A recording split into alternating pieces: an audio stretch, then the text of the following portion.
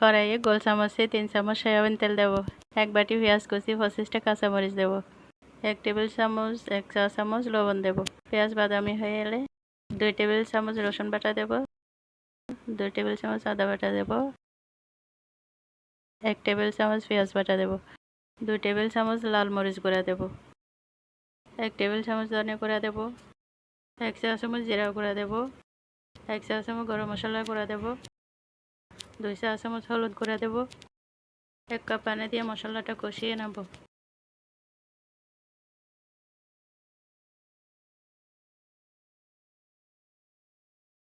এবার 1 কেজি গরুর কলিজা, তিল্লি, ফুসফুস, মাথার হাড্ডি দিয়ে দেব।